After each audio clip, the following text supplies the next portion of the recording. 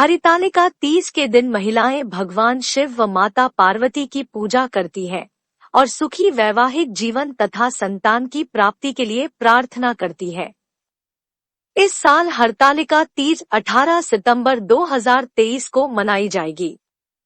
हरितालिका तीज व्रत इस साल कई शुभ संयोग में रखा जाएगा। तीज के दिन रवियोग के साथ इंद्रयोग बन रहा है।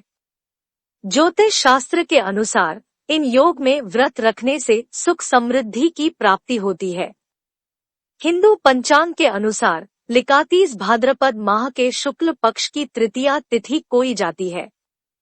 इस दिन भगवान शंकर और माता पार्वती की पूजा का विधान है। ये दिन सुहागिन महिलाओं के साथ साथ अविवाहित लड़कियों के लिए भी खास होता है। शादीशुदा स्त्री इस दिन अपने पति की लंबी आयु के लिए व्रत उपवास रखती है, तो कुंवारी लड़कियों अच्छे वर की प्राप्ति के लिए हरतालिका तीज व्रत मनाती है।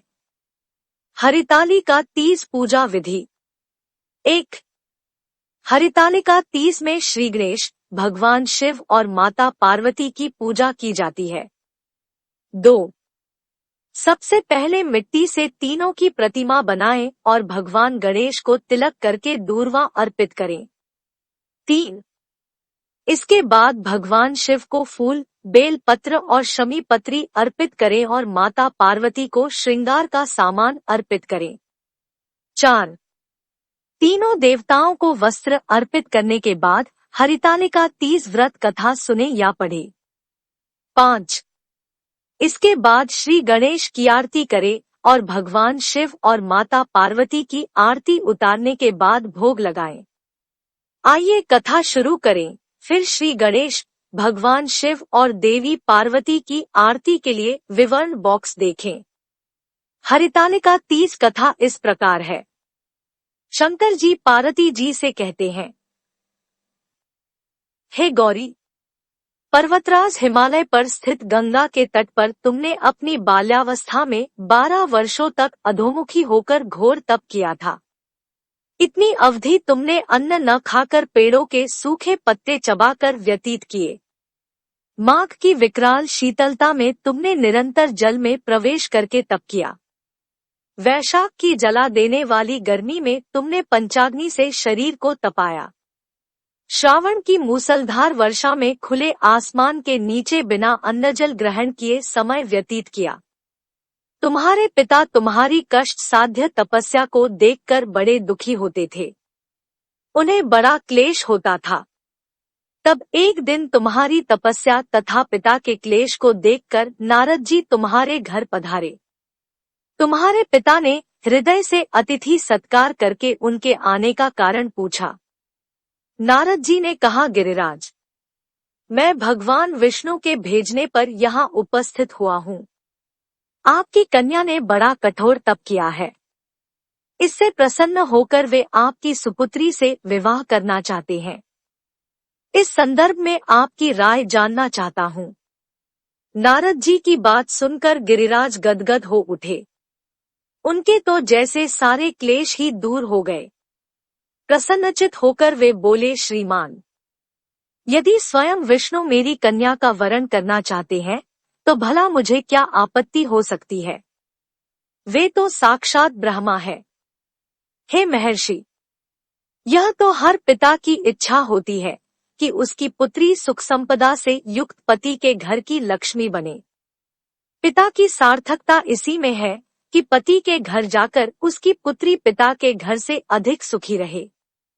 तुम्हारे पिता की स्वीकृति पाकर नारद जी विष्णु के पास गए और उनसे तुम्हारे ब्याह के निश्चित होने का समाचार सुनाया। मगर इस विवाह संबंध की बात जब तुम्हारे कान में पड़ी तो तुम्हारे दुख का ठिकाना न रहा। तुम्हारी एक सखी ने तुम्हारी इस मानसिक दशा को समझ लिया और उसने तुमसे उस विक्षिप्तता का कारण जानना चाहा। तब तुमने बताया, मैंने सच्चे हृदय से भगवान शिवशंकर का वरण किया है, किंतु मेरे पिता ने मेरा विवाह विष्णु जी से निश्चित कर दिया। मैं विचित्र धर्म संकट में हूँ। अब क्या करूँ? प्राण छोड़ देने के अतिरिक्त अब कोई भी उपाय शेष नहीं बचा है। तुम्हारी सखी बड़ी ही समझदार और सूझबूझ वाली थी। उसने कहा, सखी, प्राण त्यागने का इसमें कारण ही क्या है? संकट के मौके पर धैर्य से काम लेना चाहिए।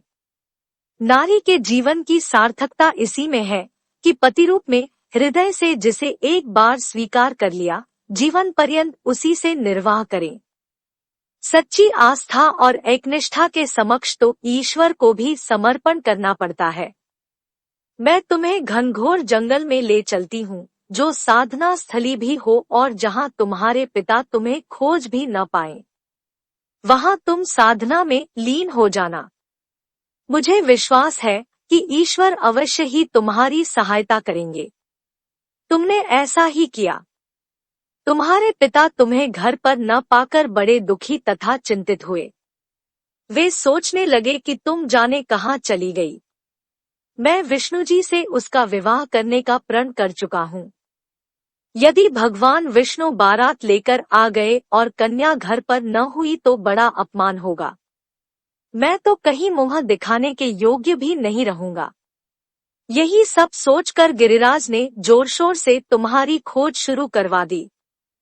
इधर तुम्हारी खोज होती रही और उधर तुम अपनी सखी के साथ नदी के तट पर एक गुफा में मेरी आराधना में लीन थी। भाद्रपद शुक्ल तृतीया को हस्त नक्षत्र था। उस दिन तुमने रेत के शिवलिंग का निर्माण करके व्रत किया। रात भर मेरी स्तुति के गीत गाकर जागी। तुम्हारी इस कष्ट साध्य तपस्या के प्रभाव से मेरा आसन डोलने लगा। मेरी समाधि टूट गई। मैं तुरंत तुम्हारे समक्ष जा पहुंचा और तुम्हारी तपस्या से प्रसन्न होकर तुमसे वर मांगने के लिए कहा। तब अपनी तपस्या के फलस्वरूप मुझे अपने समक्ष पाकर तुमने कहा, मैं हृदय से आपको पति के रूप में वरण कर चुकी हूँ। यदि आप सचमुच मेरी तपस्या से प्रसन्न होकर आप यहाँ पधारे हैं, तो मुझे अपनी अर्धांगिनी के रूप में स्वीकार कर लीजिए। तब मैं तथास्तु कहकर कैलाश पर्वत पर लौट आया। प्रातः होते ही तुमने पूजा की समस्त सामग्री को नदी में प्रवाहित करके अपनी सहेली सहित व्रत का पारणा किया। उसी समय अपने मित्रबंधु व दरबारियों सहित गिरिराज तुम्हें खोजते खोजते वहां आ पहुंचे और तुम्हारी इस कष्ट साध्य तपस्या का कारण तथा उद्देश्य पूछा। उस समय तुम्हारी दशा को देखकर गिरिराज अत्यधिक दुखी हुए और पीड़ा के कारण उनकी आंखों में आंसू उमड़ आए थे। तुमने उनके आंसू पोंछते हुए विनम्र स्वर में कहा, पिताजी, मैंने अपने जीवन का अधिकांश समय कठोर तपस्या में बिताया है। मेरी इस तपस्या का उद्देश्य केवल यही था कि मैं महादेव को पति के रूप में पाना चाहती थी। आज मैं अपनी तपस्या की कसौटी पर खरी उतर चुकी हूँ। आप क्योंकि विष्णु जी से मेरा विवाह करने का निर्णय ले चुके थे, इसलिए मैं अपने आराध्य की खोज में घर छोड़कर चली आई। अब मैं आपके साथ इसी शर्त पर घर जाऊंगी कि आप मेरा विवाह विष्णु जी से न करके महादेव जी से करेंगे। गिरिराज मान गए और तुम्हें घर ले गए। कुछ समय के पश्चात शास्त्रोक्त विधि विधान पूर्वक उन्होंने हम दोनों को विवाह सूत्र में बांध दिया। हे पार्वती, भाद्रपद की शुक्ल तृतीया को तुमने मेरी आराधना करके जो व्रत किया था, उसी के फलस्वरूप मेरा तुमसे विवाह हो सका।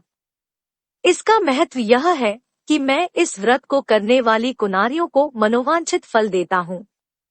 इसलिए सौभाग्य की इच्छा करने वाली प्रत्येक युवती को यह व्रत पूरी एकनिष्ठा तथा आस्था से करना चाहिए।